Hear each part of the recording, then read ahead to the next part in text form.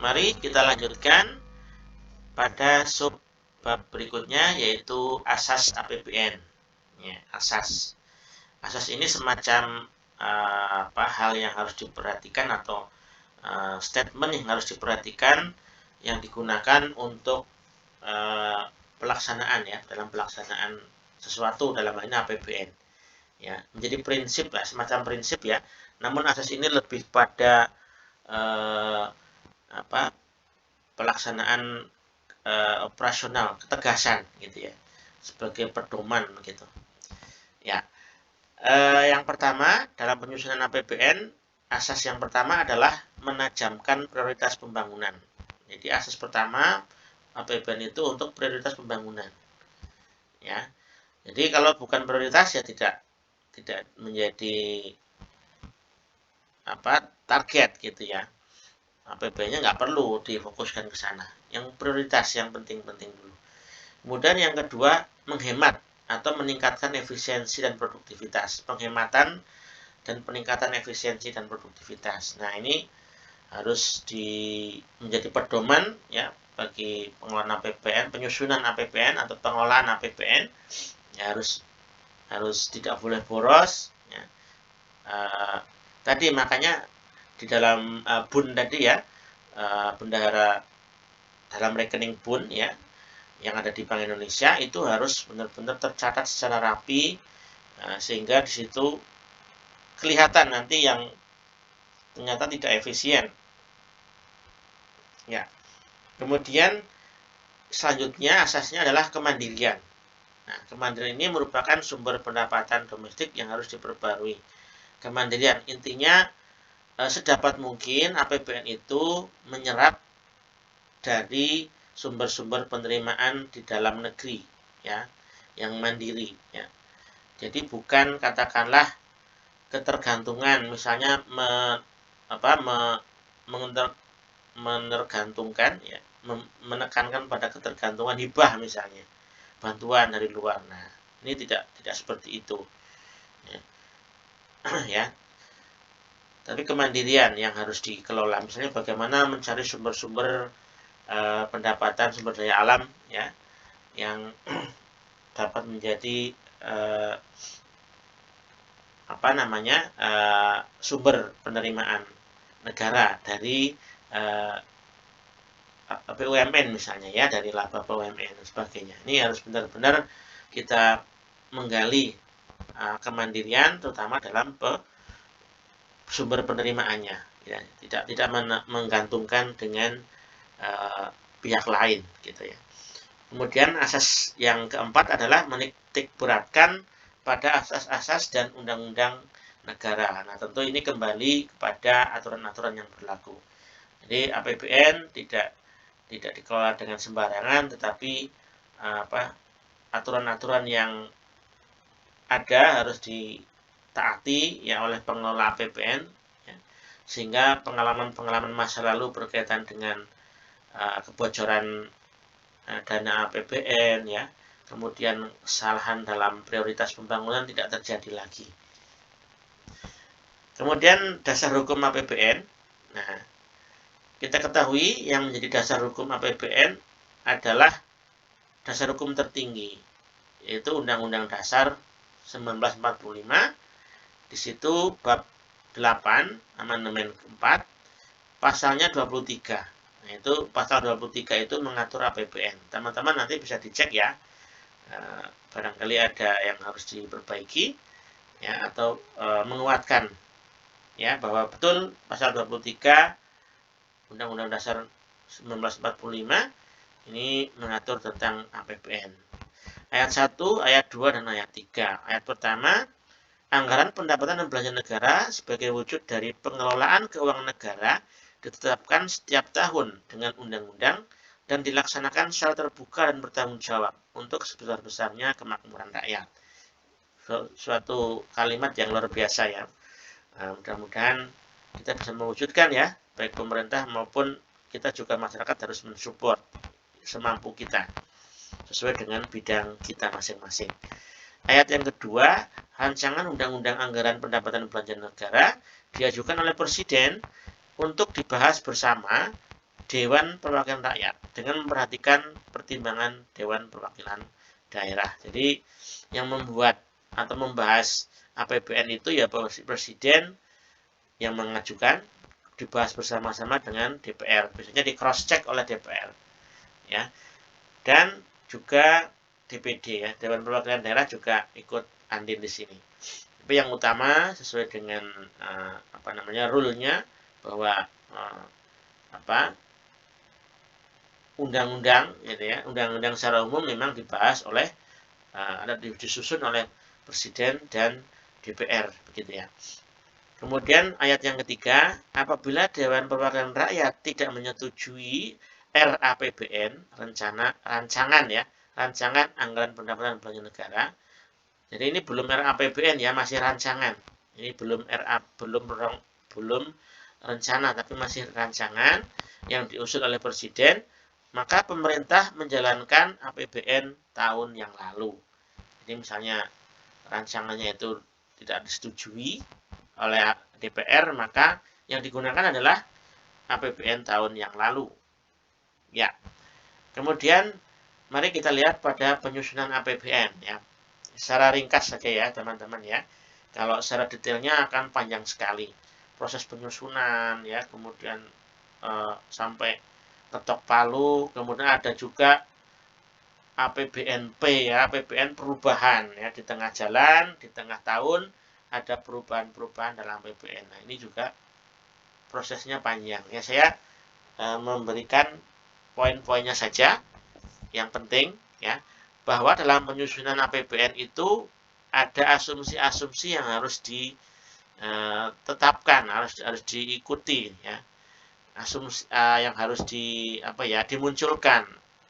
Nah, di antara asumsi itu, asumsi yang beberapa hal, yang penting di sini adalah yang termasuk yang penting asumsi dasar ekonomi makro. Asumsi dasar ekonomi makro. Nah, ini digunakan sebagai dasar penyusunan RAPBN ya, dalam menyusun rencana anggaran pendapatan belanja negara. Ini saya ambilkan tahun 2017 ya, teman-teman.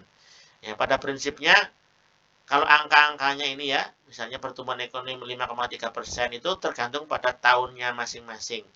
2018 berapa target pertumbuhan ekonomi, 2019 asumsi pertumbuhannya berapa, itu berbeda-beda. Nah, yang menjadi garis bawah di sini adalah variabelnya, teman-teman ya. Asumsi dasar ekonomi makro, variabelnya apa saja? Yang pertama adalah pertumbuhan ekonomi. Yang kedua adalah inflasi. Yang ketiga adalah kurs atau nilai tukar rupiah terhadap dolar Amerika Serikat. Ya. Yang keempat adalah suku bunga SPN 3 bulan. Ya. Suku bunga SPN 3 bulan. Kemudian harga minyak mentah Indonesia crude price ya. Harga minyak mentah Indonesia. Yang keenam, lifting minyak Indonesia. Ya. Yang ketujuh, lifting gas. Nah, itu ya teman-teman, ini digunakan sebagai variabel-variabel ekonomi makro yang digunakan dalam menyusun APBN. Pertumbuhan ekonomi, inflasi, kurs, suku bunga SPN, harga minyak mentah, lifting minyak, dan lifting gas. Nah, lifting itu apa? Lifting minyak atau gas itu, ini saya tuliskan di bawah, adalah produksi minyak yang siap dijual. Nah, sehingga besaran lifting berpotensi berbeda dengan produksi. Nah, ini karena apa? Tidak semua produksi minyak dan gas yang baru keluar dari dalam bumi bisa langsung dijual. Ya, dalam beberapa kasus produksi migas masih harus diproses atau diangkut terlebih dahulu sebelum menjadi lifting. Jadi yang digali atau diambil dari dalam bumi ya, minyak dan gas itu tidak semuanya bisa langsung dijual, tetapi ada proses lain begitu, kemudian baru bisa dijual. Nah, yang namanya lifting itu adalah proses produksi minyak yang siap dijual. Jadi yang sudah siap dijual bentuknya. Ya, yang digali atau diambil dari dalam bumi yang belum siap dijual ini tidak masuk. tidak masuk dalam penghitungan lifting minyak dan gas ini. Ya. Kemudian asumsi-asumsi lain selain asumsi dasar ekonomi makro tadi, ya itu adalah pada intinya adalah keadaan eksternal dan internal. Keadaan eksternal adalah keadaan ekonomi internasional, ya, perdagangan internasional, ya, keuangan internasional seperti apa, ya, di Eropa seperti apa, kemudian di Amerika seperti apa, lah itu kondisi-kondisi global atau kondisi internasional. Dan yang kedua adalah kondisi ekonomi domestik, ya, misalnya kita sedang recovery, ya, semacam ini, misalnya kondisi COVID, ya, pandemi COVID berarti kondisinya sedang kita menuju ke recovery, ya, pemulihan. Nah, pada suatu saat kita sudah menuju pada kondisi yang stabil, ya, kondisi stabil, recovery-nya sudah sempurna, sehingga kita ekspansi dalam kondisi pertumbuhan ekonomi yang ekspansif, yang apa namanya, kita sudah mulai menuju kepada negara yang sudah tidak krisis lagi, sudah tidak resesi lagi, ya, mulai ekspansif seperti itu. Ya, intinya itu ya teman-teman, ya, detailnya ada di sini, ya. Intinya adalah asumsinya selain asumsi dasar ekonomi makro adalah bagaimana melihat kondisi atau keadaan eksternal atau kondisi ekonomi internasional, ekonomi global. Yang kedua adalah bagaimana melihat kondisi atau keadaan ekonomi domestik yang ada di dalam negeri kita. Nah, sekarang kita melihat bagaimana struktur APBN. Nah, ini penting, ya, buat teman-teman sekalian.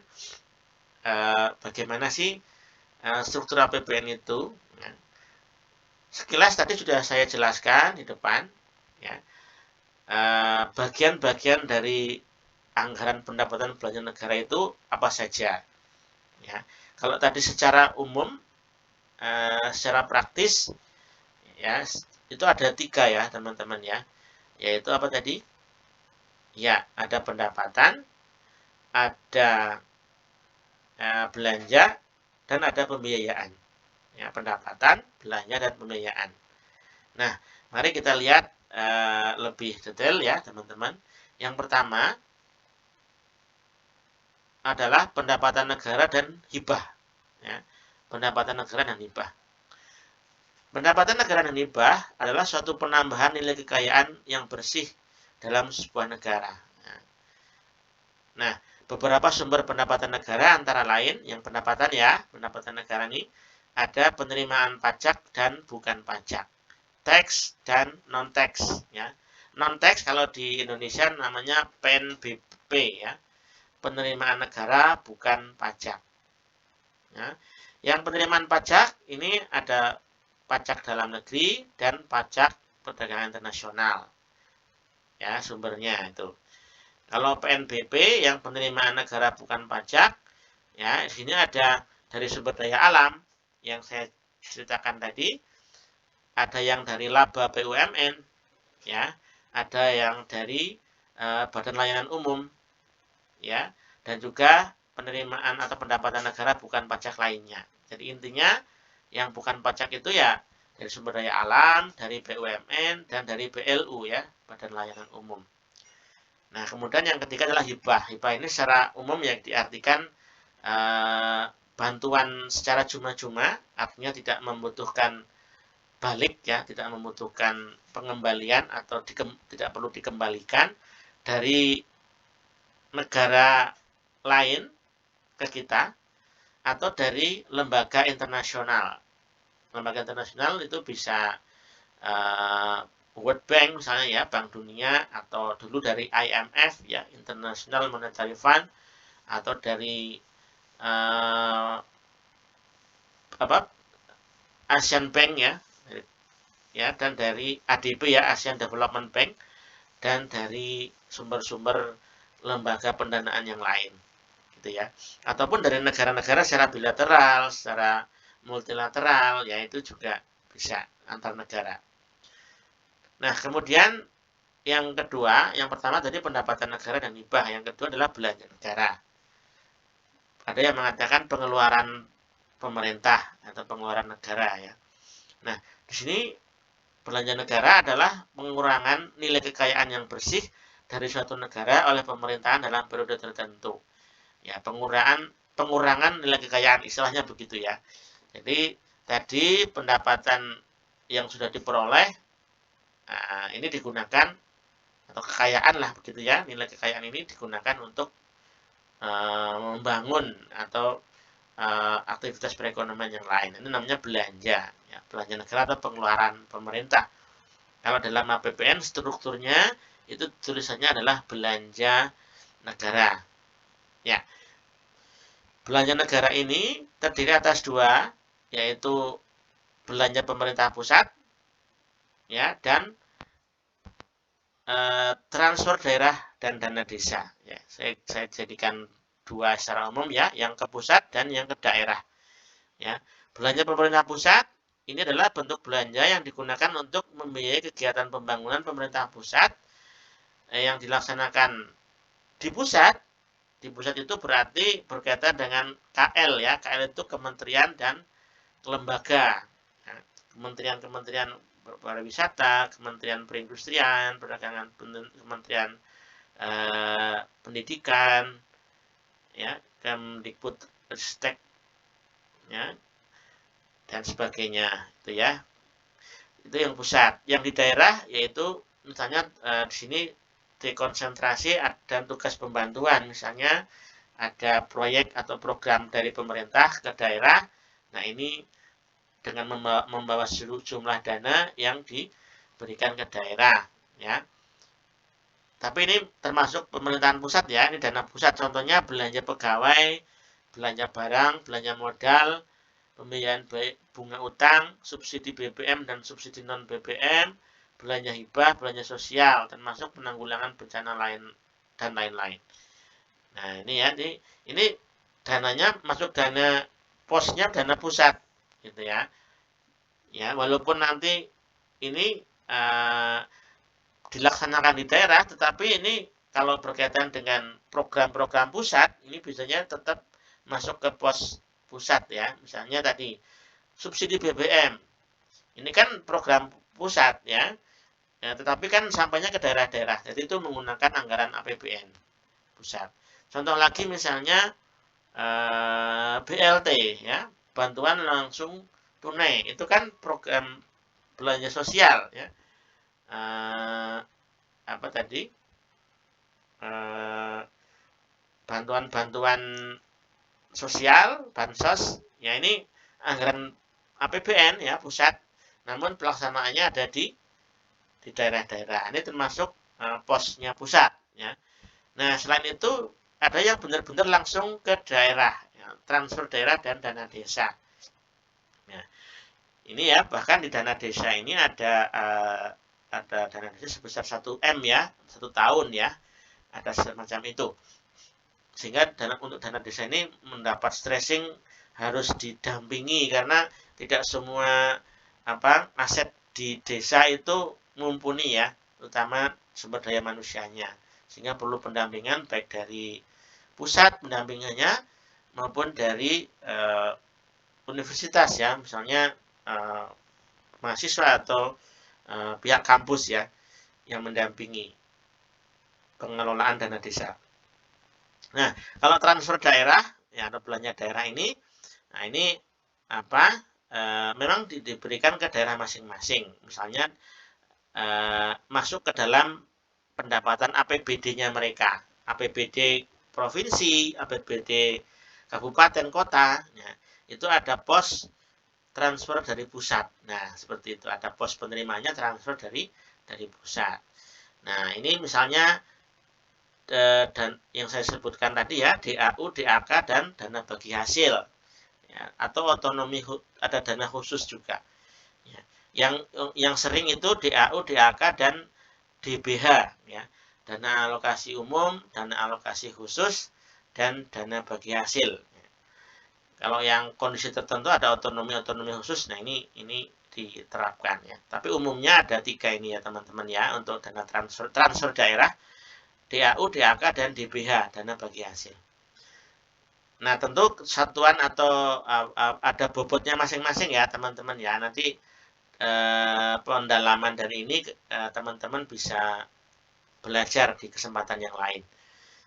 Kemudian selain belanja negara, tadi ada pendapatan negara dan hibah, belanja negara, kemudian di sini keseimbangan primer.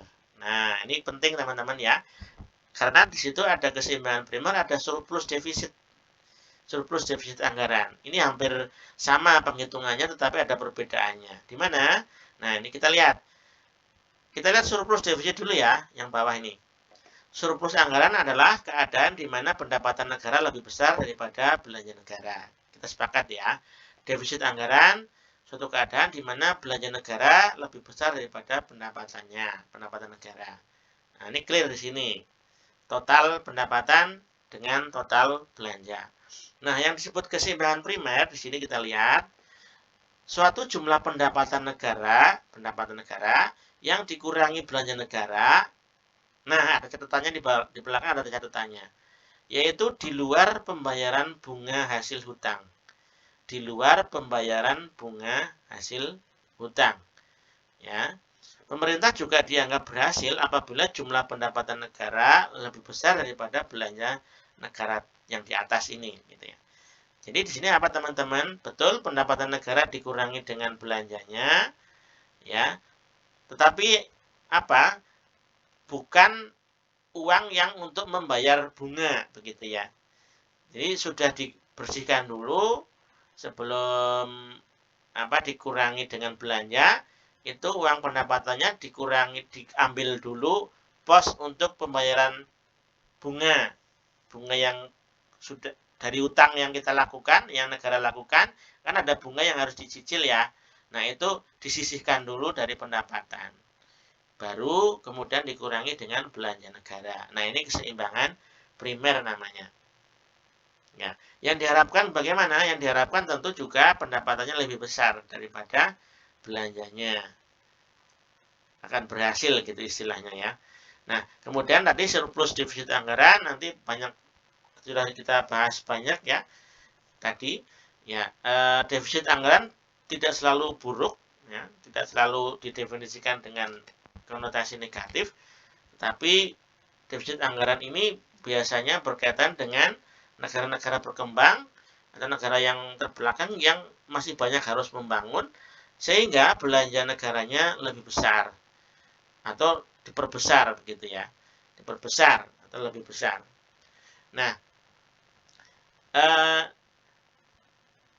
tetap ada aturannya teman-teman ya, bahwa defisit anggaran itu ada patokannya, yaitu besarnya berapa defisitnya? Defisitnya besarnya tidak boleh lebih dari 3% PDB, 3% dari produk domestik bruto.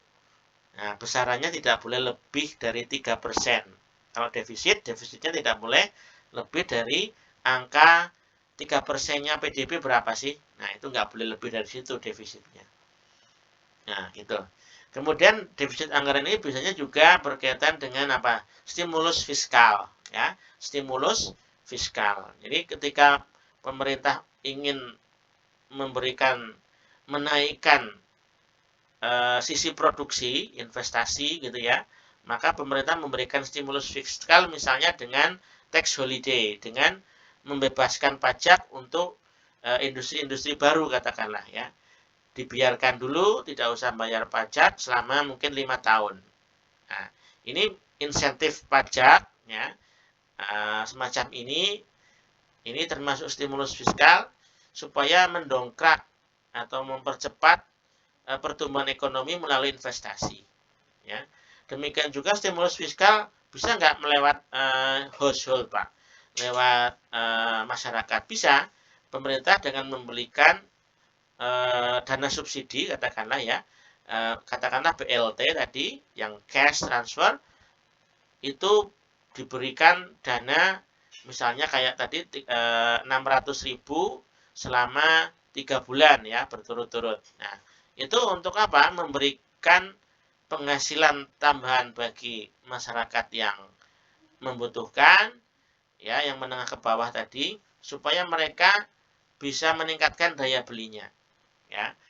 Dengan ada tambahan uang itu, cash, uang segar, di samping dia bekerja, apalagi dalam kondisi COVID ya, mereka banyak yang kehilangan pekerjaan, diberi dana segar BLT, ya, 600.000 selama 3 bulan, kayak kemarin ya, itu maka mereka menjadi punya gairah ya, punya semangat untuk hidup, menyambung hidup, sehingga bisa meningkatkan konsumsi mereka, daya beli mereka meningkat. Dari sisi permintaan barang dan jasa akan meningkat. Nah, di sini ya, dari sisi consumption ya, dari komponen consumption akan meningkat, maka juga akan bisa mendorong pertumbuhan ekonomi secara keseluruhan dari sisi konsumsi. Kalau tadi dari sisi investasi. Nah, demikian ya teman-teman. Jadi stimulus fiskal yang dilakukan pemerintah dengan memberikan tambahan pengeluaran atau belanja untuk household ya, masyarakat umum, rumah tangga, maupun ke dunia usaha, baik usaha mikro, kecil, menengah, dan besar, dalam bentuk apapun ya. Tadi saya contohkan dalam bentuk BLT, dan dalam bentuk kalau yang dunia usaha diberikan memberikan kemudian kredit juga bisa ya, atau memberikan dana usaha ya, untuk modal dan untuk investasi ya, seperti itu. Nah, itu jadi defisit tidak selamanya dianggap dari sisi yang negatif, tetapi dalam hal pembangunan atau APBN ini sangat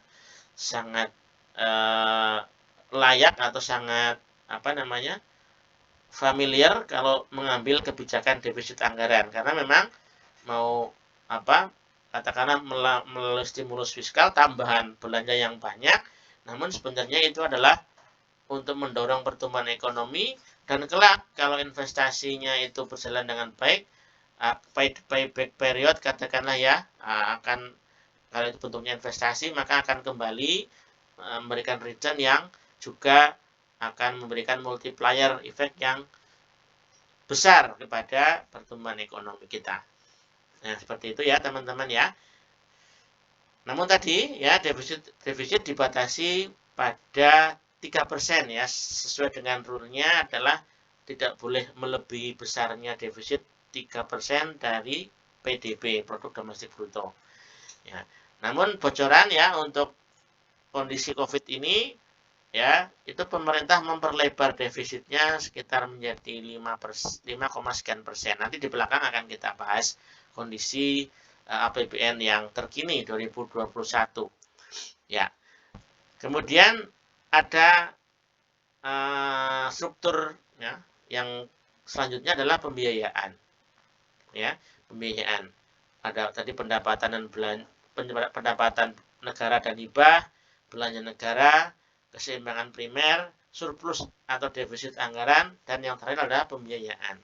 Nah, sekali lagi pembiayaan itu muncul ketika defisit. Gambarannya begitu ya teman-teman ya.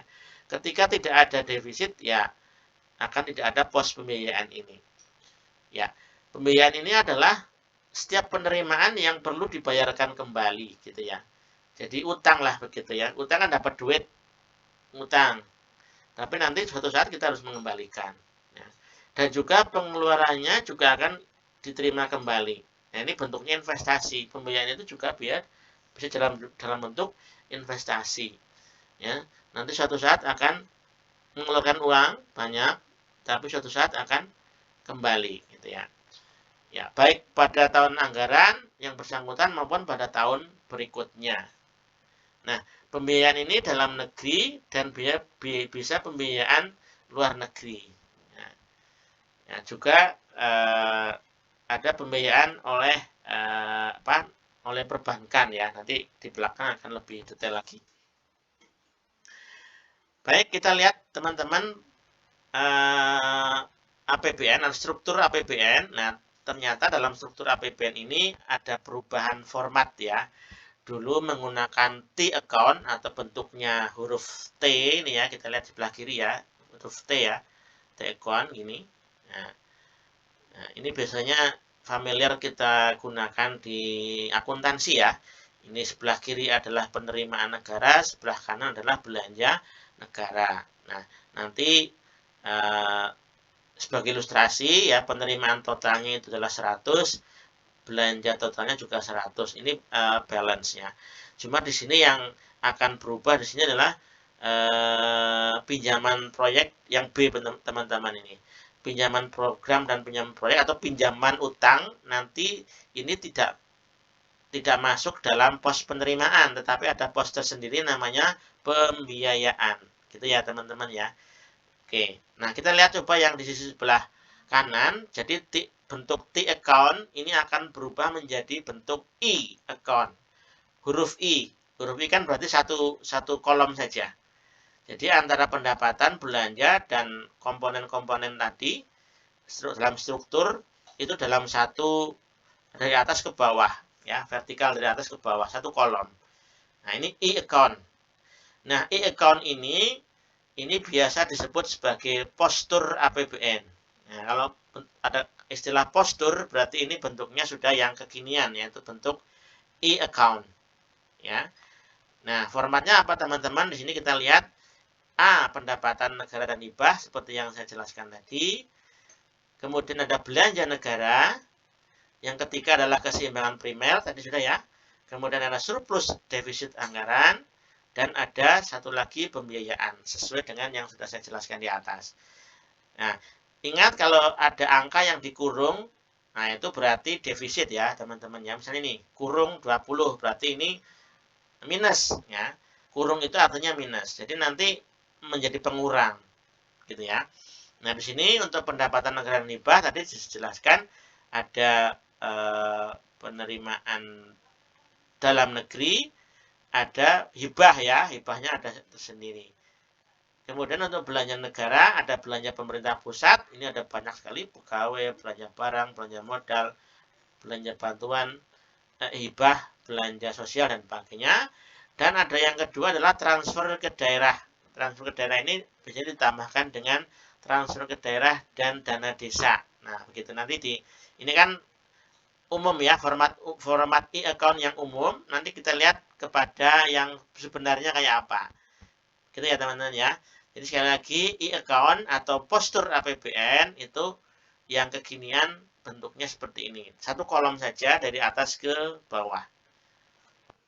Nah ini kita lihat teman-teman, postur APBN 2021. Nah, ini e-account. Ini saya ambilkan dari Ditjen Perbendaharaan Pajak ya, datanya ini. Ya. Undang-Undang 17 nomor 17 tahun 2013 mengatakan batasan defisit APBN maksimal 3% dari PDB yang saya jelaskan tadi ya. Jadi boleh defisit, tetapi defisitnya itu tidak boleh lebih dari 3% PDB. Nah, defisit APBN tahun 2021 ya karena kondisi COVID dan sebagainya sehingga banyak bantuan-bantuan belanja-belanja pemerintah untuk bantuan penanganan COVID ya sehingga membengkak defisitnya. Nah, defisit APBN 2021 itu 5,7% dari PDB teman-teman. Nah, ini 5,7 berarti kalau sesuai aturan ini sudah melebihi ya. Tapi karena kondisi darurat begitu. Nah, Undang-Undang nomor 2 tahun 2020, defisit APBN melampaui 3% dari PDB selama penanganan COVID-19 sampai dengan akhir 2022. Sampai dengan akhir 2022. Berarti apa?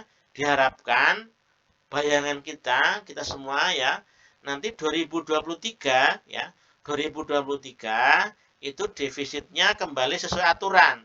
Boleh asal tidak lebih dari 3% PDB ya, 3% PDB. Nah, 2023 akan kembali ke undang-undang yang 2013 ini yang nomor 17. Maksimal boleh defisit tetapi 3% dari PDB. Kondisi sekarang berapa? 5,7 defisitnya. Ya, karena untuk penanganan COVID. Nah, untuk menutup defisit maka diperlukan pembiayaan seperti yang saya jelaskan tadi. Nah, ini teman-teman nih ya, bagian-bagiannya ini.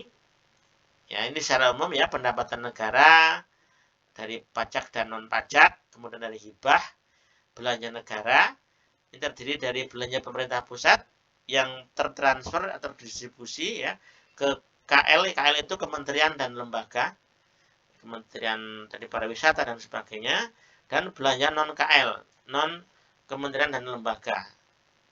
Ya, ada belanja modal apa tadi ya, saya lupa tadi ya, di atas tadi sudah. Nah, ini yang ada di sini belanja pemerintah pusat, yang KL, yang bukan atau yang non KL misalnya bantuan sosial, ya, kemudian belanja hibah, ya, yang tidak disalurkan melalui kementerian dan tidak disalurkan melalui lembaga, intinya itu. Kemudian transfer ke daerah dan dana desa. Nah, ini ada transfer daerah dan ada dana desa tersendiri. Karena ini fokus dana desa ya, untuk yang pemerintahan sekarang ini digencarkan juga bagaimana desa itu bisa mandiri ya, 1M setiap tahunnya ya untuk setiap desa. Nah, kemudian di sini ada surplus atau defisit anggaran ya, di sini ini di sini kemudian ada pembiayaan APBN. Pembiayaan ini atau untuk menutup defisit maka diperlukan pembiayaan. Kita lihat di sini surplus defisitnya berapa ini dalam kurung. Ya, ini 2021 ya teman-teman, ini beneran ya, angka beneran nih. 1006 ya, 1006 triliun. 1006 triliun. 1006,4 triliun rupiah defisit. Defisit ini sebesar 1006,4 ini yaitu 5,7%. Defisitnya 5,7% dari PDB. Nah, ini ya, ini sebesar 1006,4 itu adalah defisit, yaitu kalau dipresentasikan min 5,7% dari PDB.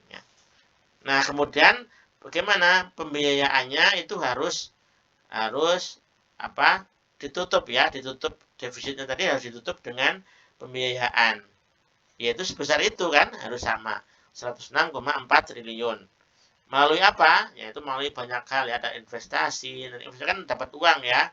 Dapat uang kembali, kemudian dari utang luar negeri, dari SBN nanti surat berharga negara ya. Nanti bisa kita lihat. Nah, di sini teman-teman, ini tadi 2021 ya, kondisi kekinian ya. Ini kita lihat dari 2005 sampai 2011, agak mundur dikit. Ini yang saya melihat ada ini loh, ada keseimbangan primernya ini teman-teman ya.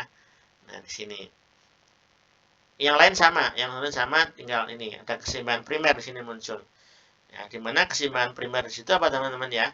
Nah, di situ adalah pendapatan dikurangi dengan belanjanya, tetapi sudah dibersihkan dari pembayaran utang, pembayaran bunga hutang. Ya. Jadi pembayaran bunga hutang sudah sudah mengurangi pendapatan negara dulu, baru dikurangkan ke belanja negara. Nah, itu namanya keseimbangan primer. Selama 2005 sampai 2011 di situ defisitnya berapa ini? 0,5, 0,9 ya. Ini sampai 1,8. Nah, ini 1,8% ini kan masih di bawah 3%. Nah, ini selama tahun ini 2005 sampai 2011 ini defisitnya masih sesuai dengan rule-nya. Ya. Oke. Kemudian kita lihat teman-teman data ya, kita lihat data nih. Belanja negara meningkat 16,9%. Dengan proporsi terbesar adalah belanja pemerintah pusat. Nah, ini kan seperti ini contohnya. Ini saya jelaskan secara umum aja ya, teman-teman ya. Ini dari 2005 sebesar 511,7. Ini belanja totalnya. Yang berwarna pink ini belanja total. Yang terdiri dari belanja pusat, pemerintah pusat, dan belanja transfer daerah kan gitu ya. Yang belanja pemerintah pusat berwarna biru muda, yang sebesar 361,2 ini, kemudian ditambah dengan transfer ke daerah itu sebesar 150,5 ya. Ini kalau dijumlah belanja pemerintah pusat dan dijumlah dengan transfer daerah, maka totalnya adalah 511,7 ya. Nah, ini adalah total belanja negara ya, total belanja negara tahun 2005. Nah, ini 2006 meningkat, 2007 sampai dengan 2011 ini. Ya, teman-teman ya. Ini sempat mengalami penurunan pada, kalau nggak salah, belanja pemerintah pusat ya. Ini dari 2008 ke 2009. 2009 menurun nih, belanja pemerintah pusatnya menjadi 628,8. Tadinya berapa? Tahun sebelumnya 2008 yaitu 693,4, itu turun. Nah, seperti itu ya, teman-teman. Nah, ini peningkatan belanja negara itu secara rata-rata naik 16,9%, belanjanya naik. Berarti aktivitas pemerintah untuk masyarakat gitu ya, untuk kesejahteraan masyarakat meningkat 16,9% ya. Aktivitasnya dalam provision ya, dalam menyediakan barang dan jasa bagi masyarakat meningkat. Proporsi belanja pemerintah pusat cenderung turun.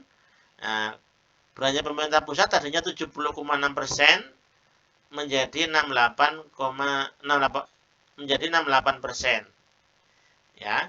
Kemudian transfer daerah meningkat dari 29,4% menjadi 32,0%. Artinya dari tahun ke tahun sampai 2011 ini transfer daerahnya dikurangi, transfer daerahnya ditambah porsinya, sementara belanja pemerintah pusat berkurang ya, turun. Nah, ini kondisi yang baik ya sebenarnya teman-teman ya. Artinya ya bisa dari dua sisi, dari baik atau kurang baik ya. Tapi artinya di sini bahwa pemerintah ingin memberikan porsi lebih banyak ke daerah gitu ya.